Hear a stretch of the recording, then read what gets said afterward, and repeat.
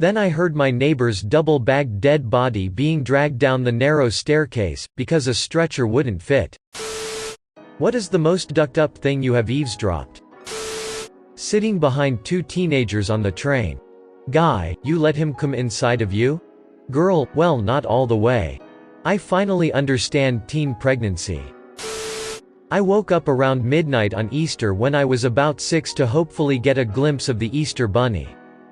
Only to hear my mom crying to my dad on the phone to come get my brother and I because she has no money to get us any chocolate. They were divorced. She was hysterical. I went back to bed and pretended to be surprised when my dad was there in the morning to come get us. He told us that the Easter bunny got mixed up about what house we were going to be at. Overheard my wife saying, "You look really handsome, babe." She was on a FaceTime call with the guy she was cheating on me with, and didn't hear me come in early from work. Still the hardest thing I've ever heard. I listened in the hallway for a few minutes, then packed a bag and left. 10 years of marriage and we have a 2-year-old. It's pretty insane.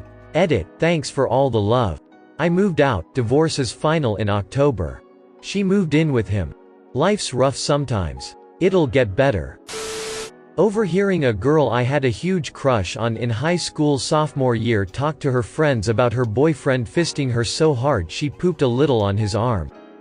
The level of my crush on her deflated a bit after that. An old Jewish couple was arguing at the grocery store about whether or not they should buy X brand of cookies, even though Y brand was 50 cents cheaper. The man said if he had married Edith instead of his wife, Edith would have let him get the nicer brand of cookies. His wife replied she could have married Xavier and actually been wealthy and not living in a rat-infested apartment. WTF. I had a coworker, female, who liked to give graphic detail of her sex life to another coworker, gay man. He would, then in turn, come tell the rest of us who didn't overhear. Most of them were in cubicles that were sectioned off. So she told him a story about how she was just ducking her daddy, and in the course of anal, his condom came off. She only told the story because that morning when she took a crap, out came the condom that had been in her colon for a couple of days. I was listening to 2 of my kindergarten students talk about Christmas the day before break. One asked, "Do you believe in Santa?" The other replied, "Yes, but he doesn't come to my house because I'm in foster care." Not the most ducked-up thing, but it gave me a chuckle while sitting in a mall bathroom. Brief summary of what I overheard 2 kids, late teens, saying in the men's room. "Oh, trans like men being women and stuff. I thought you were talking about translucent people. Invisible man crap. Nah dude, men becoming women. So like dressing like them? No, actually becoming a man or woman. Chicks becoming dudes too? How does that happen? Not just wearing different clothes?" The second kid then explains, in the vulgar and innocent way only a kid can, the process. What? They can do that, but they still can't hack the iPhone? I gotta agree with kid number 1 on that. I was a waitress and I just took an order from a table of students that were all above the age of 18. One of them seemed pretty dim with the questions she was asking me, but nothing too stupid. One of her friends ordered duck gyoza. As I walked away I heard her ask her friends what a duck was, and then start to explain. How the hell do you get to be over 18 and not know what a duck is? I was upstairs in the church organ loft looking through music on a quiet weekday.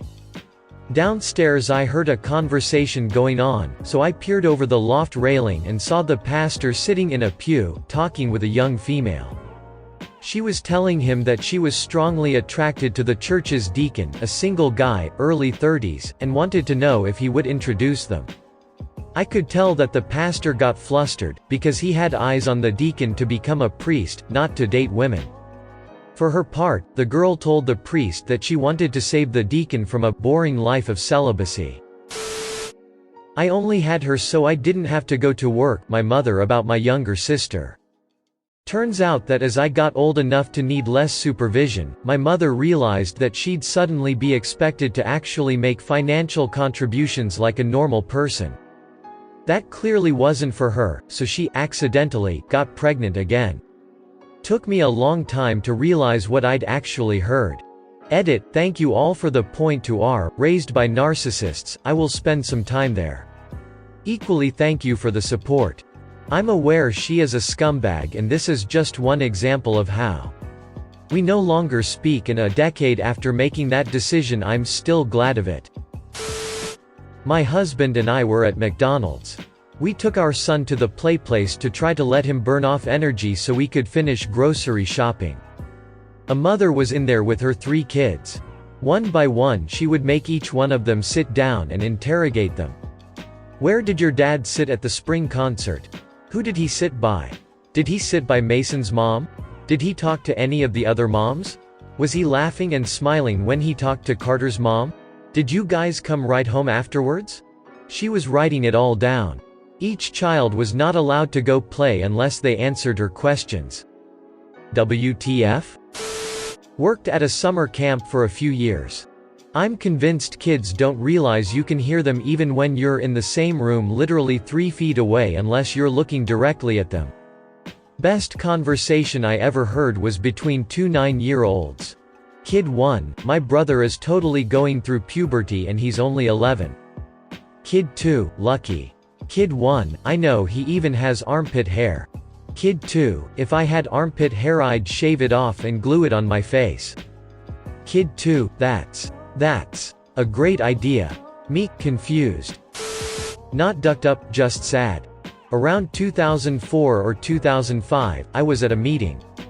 During a bathroom break, I heard 2 men talking. One of them had a brother who was killed in the 9/11 attack on the Pentagon. Shortly after the attack, the brother's widow gave birth to their second child. A year or so later, the mother died of cancer. The man speaking adopted his brother's kids. He and his wife had never planned on having kids, but they stepped up to raise them. It was a big adjustment, but he loved the kids and was doing the best he could for them. My dad's girlfriend is a special education teacher. I heard her telling my dad about a student she had with Down syndrome.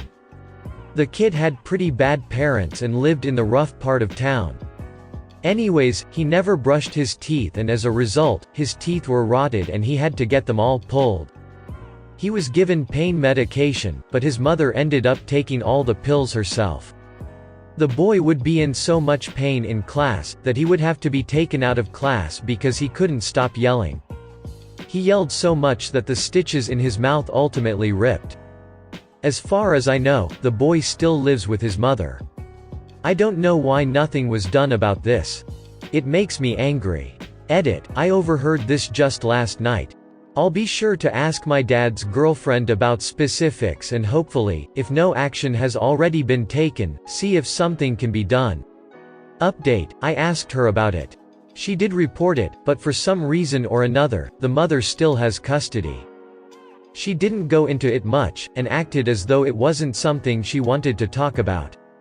So I didn't ask further questions. When the police showed up at my door to tell me that my upstairs neighbor was dead, I overheard the EMTs say, "We're going to have to double bag him." Then I heard my neighbor's double-bagged dead body being dragged down the narrow staircase because a stretcher wouldn't fit. Thump, thump, thump. Honestly, based on my EMT friends, they are pretty desensitized to that stuff. Police officers, yeah, they were probably a little messed after that shift. EMT and paramedic. They crack jokes about that stuff and it never really affects them, they are first responders to the most messed up stuff. Just the other day, my friend was joking about this guy who got in a car accident and was scalped. They thought he was dead, so my friend walks up and goes, "Holy crap." The victim, still alive and coherent, looks up and says, "Is it that bad?" My friend just kinda chuckles and says, "Wheel. You ever see those old westerns where the Indians scalp the cowboys? You look like one of the cowboys right now." Or something along those lines. They both had a good laugh, and he assured him he'd recover and they'd get him out of there, but those guys see some stuff. Edit, seems a lot of people are focusing on the fact that I said they are desensitized to it. I understand that gallows humor is a coping mechanism and people are still affected by seeing blood, gore, and dead bodies. But honestly, if it is your job to be in those situations, you absolutely become desensitized to it compared to the general population. Just go find your local mortician or coroner. Like and subscribe for more funny, interesting, and scary r/ask Reddit videos.